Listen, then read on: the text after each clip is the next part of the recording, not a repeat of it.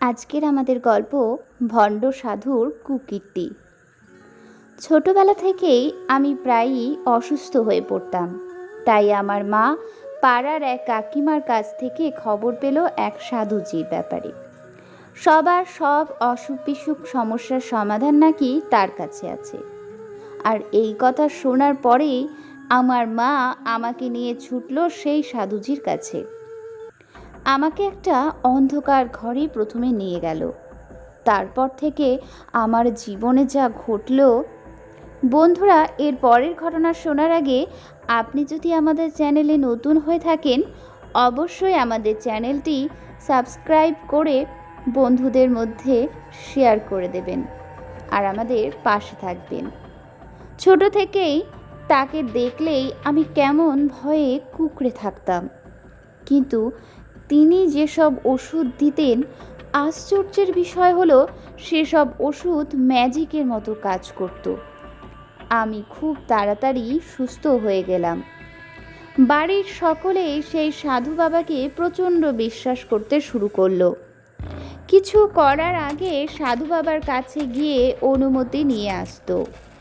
আমারও ধীরে ধীরে তার প্রতি যে ভয় ছিল সেটা কেটে গেল, আর আমিও তাকে বিশ্বাস করতে শুরু করলাম।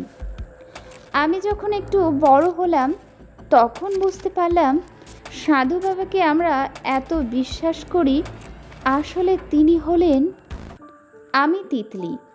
বাবা, মা আর দাদাকে নিয়ে আমাদের সুখের সংসার ছিল, কিন্তু এরই মাঝে হলো আমার খুব শরীর খারাপ। অনেক ডাক্তার দেখানোর পরেও আমার রোগ ডাক্তাররা ধরতে পারল না। তাই মা বাবা আমাকে নিয়ে খুব চিন্তায় পড়ে গেল। কিছুতেই কিছু হয় না। শেষে পাড়ার কাকিমার থেকে সাধুজির খবর পেয়ে আমাকে নিয়ে পৌঁছে গেল সেখানে। আমাকে কিছু জল জাতীয় ওষুধ খেতে দিত, আর সেটা খাবার পরেই পাশের ঘরে আমাকে শুয়ে পড়তে হতো। তারপর যখন আমি ঘুম থেকে উঠতাম, সব শরীর খারাপ ঠিক হয়ে যেত। আমার বয়স তখন 11 বছর ছিল।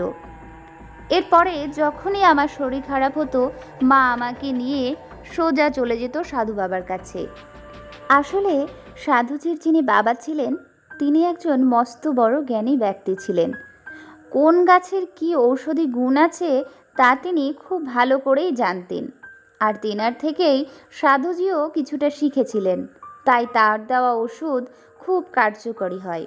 আমার দাদাকে নিয়েও মা যেত সাধুজির কাছে, যাতে দাদার একটা সরকারি চাকরি হয়। কিছু বছর পরে দাদার একটা সরকারি চাকরিও হয়ে গেল। বাড়ির সবাই খুব খুশি ছিল। সাধুজির কথা মতো দাদার বিয়েও দেওয়া হলো। আমি এখন অনেকটাই বড়। এবারে মা আমার চাকরির জন্য সাধু বাবার কাছে যেতে শুরু করলো। সাধুজি মাকে বলল প্রত্যেক মঙ্গলবার করে আমাকে নিয়ে আসতে। আমার জন্য স্পেশাল করে পুজো আর যজ্ঞ হবে সেখানে, আমাকে উপস্থিত থাকতে হবে। তার কথা মতো আমি আর মা মঙ্গলবার করে সাধুজির কাছে গেলাম। আমাকে নিয়ে যাওয়া হলো অন্য একটি ঘরে। সেই ঘরে নাকি শুধু আমি আর সাধুজিই থাকবে। কিছুক্ষণের মধ্যে আমাকে একটা জল ওষুধ খেতে দিল। সেটা খাবার পরেই আমার মাথাটা কেমন একটু ঘুরতে লাগলো, আর তারপরে যখন আমার জ্ঞান ফিরে, আমার শরীরটা কেমন যেন লাগতে লাগলো।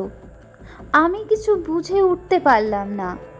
মাকে কথাটা বলার পরে মা বলল, ওই যজ্ঞ হয়েছে তো, ধোয়া ছিল, তাই হয়তো বুঝতে পারিসনি।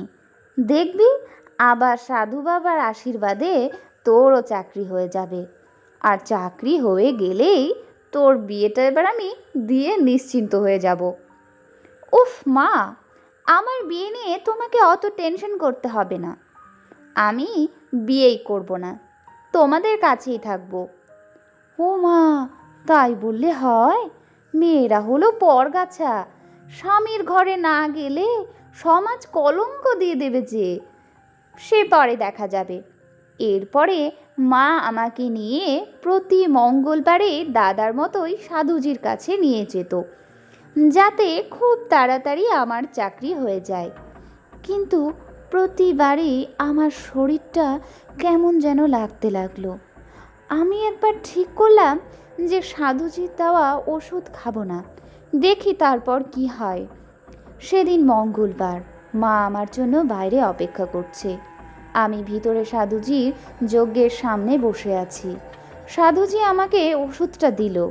আমি খাওয়ার ভান করে ওষুধটা না গিলে মুখের মধ্যেই রেখে দিলাম, আর কিছু সময় পরে মাথা ঘোরার ভান করতে শুরু করলাম। তারপর আমার সঙ্গে যেটা হলো তা আমি স্বপ্নেও কল্পনা করতে পারি না। সেদিন রাতে 3 জন পুরুষ আমাকে নিয়ে নোংরা খেলায় মত্ত হয়ে উঠল। আমি চিৎকার করতে যাব, তখন ওরা জোর করে আমার হাত মুখ সব বেঁধে দিল, আর আমি নিথর হয়ে পড়ে রইলাম। ওরা সবাই মিলে আমার উপর পাশবিক অত্যাচার চালাতে লাগলো। তারপর আমাকে ধমকি দিল যে আমি যদি মুখ খুলি তাহলে ওরা আমার অত্যাচারের ভিডিও সারা দুনিয়ার সামনে নিয়ে আসবে। সেই ভিডিও আমার মা বাবা যদি দেখে, এই সমাজে তারা মুখ দেখাতে পারবে না, তখন তারাও নিজেদের শেষ করে দেবে। আমি এতটাই ভয় পেয়েছিলাম যে মাকে সেদিন কিছুই বলতে পারলাম না। আমার মতো আরও অনেক মেয়েদের সঙ্গে এই একই কাজ করে এখানে। আসলে এটাই এদের ব্যবসা। দীর্ঘদিন ধরে সবার বিশ্বাস জয় করার পরে তাদের উপর এরকম পাশবিক অত্যাচার করানো হয়। অবলা নারীর মতো শুধু সহ্যই করে গেলাম আমি। বাড়ি ফিরে আমার খুব শরীর খারাপ করলো, কিন্তু আমি কাউকে বলতে পারছি না। সব মুখ বুজে সহ্য করছি। মা কিছুদিন পরে ঠিক করলো আমার বৌদিকে সাধুজির কাছে নিয়ে যাবে, কারণ বৌদি মা হতে পারছে না। আমি কথাটা শোনা মাত্র চমকে উঠলাম। মাকে বললাম ডাক্তারের কাছে নিয়ে যেতে হবে মা, কিন্তু মা আমাকে বুঝিয়ে দিল পাশের বাড়ির বৌদিও নাকি অনেক ডাক্তার দেখিয়ে মা হতে পারছিল না। শেষে সাধুজির কাছে দেখিয়ে 3 মাসের মাথায় সে সুখবর পেল যে সে মা হতে চলেছে। তাই তোর বৌদিকেও সেখানেই নিয়ে যাব। আমি বৌদির কাছে গিয়ে হাতে পায়ে ধরলাম আর বললাম, তুমি দয়া করে সাধুজির কাছে যেও না, তোমার সর্বনাশ হয়ে যাবে। বৌদি অবাক হয়ে বলল, কি ব্যাপার বলতো, কি হয়েছে তোর, এভাবে কেন বলছিস? কেন যাব না, আর কি সর্বনাশ হবে আমার?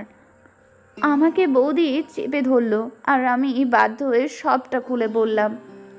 বৌদি আমাকে জড়িয়ে ধরে কাঁদতে লাগলো, তোর আর কোনো সর্বনাশ আমি হতে দেব না, আর ওই শয়তানটার উপযুক্ত শাস্তি যাতে পায় সেই ব্যবস্থাই আমি করব। তুমি কিছু করো না, আর কাউকে বললে ওরা আমার ভিডিও ফাঁস করে দেবে। তুই নিশ্চিন্তে থাক তিতলি, আমি তোর সম্মানের আর এতটুকু নষ্ট হতে দেব না। বৌদি মায়ের সঙ্গে পরের মঙ্গলবারে সাধুজির কাছে গেল, সেই সঙ্গে আমাকেও নিয়ে গেল, আর আমাকে বলল বাইরে মায়ের সঙ্গে বসে থাকতে। বৌদি সাধুজির সঙ্গে একাই ঘরে গেল। কিছুক্ষণ পরে বৌদির পেটিকোটের মধ্যে লুকিয়ে রাখা ফোন থেকে আমার ফোনে কল এলো। বৌদির কথা মতো সুযোগ বুঝেই আমি সঙ্গে সঙ্গে পুলিশকে ইনফর্ম করেই বৌদির কাছে মাকে নিয়ে ছুটে গেলাম। মা প্রথমে জিজ্ঞাসা করলে আমি কিছুই জানাইনি, কারণ আমি চাইছিলাম সাধুর ভণ্ডামি মা নিজের চোখেই দেখুক। ভিতরে গিয়ে দেখি 3 জন বৌদিকে জোর করে শুয়ে দিয়ে তার হাত মুখ বেঁধে দিয়েছে, আর তখন আমি আর মা বৌদিকে ছাড়ানোর চেষ্টা করি। আমাদের দুজনকেও ওরা বাঁধতে চাইছিল। ঠিক সেই মুহূর্তেই পুলিশ চলে আসে আর ওদের 3 জনকে গ্রেপ্তার করে বাইরে নিয়ে আসে। আমি ওই ভণ্ড সাধুর গালে চড় মারি আর ওদের ফোনের সব ভিডিও ডিলিট করে দিই। আমার মতো আরও বহু মেয়ের ভিডিও ছিল সেখানে, সেগুলোকেও ডিলিট করে দিলাম। আজ বৌদির জন্য আমি আর আমার মতো অনেক মেয়ের জীবন নষ্ট হবার থেকে বেঁচে গেল। মা আজ এই দৃশ্য দেখার পরে এই কুসংস্কার থেকে নিজেকে দূরে সরিয়ে দিল।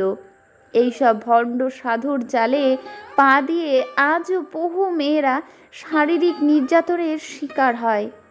তাই এই সব কুসংস্কার আর ভণ্ড সাধুদের থেকে আমাদের দূরে থাকা উচিত আর সদা সতর্ক এবং সাবধানতা বজায় রাখা উচিত। বন্ধুরা, আজকের গল্পটি আপনাদের কেমন লাগলো কমেন্টে জানাতে ভুলবেন না।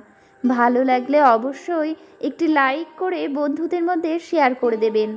আর আপনি যদি আমাদের চ্যানেলে নতুন হন, এই ধরনের নিত্য নতুন গল্প পেতে অবশ্যই চ্যানেলটিকে সাবস্ক্রাইব করে দেবেন।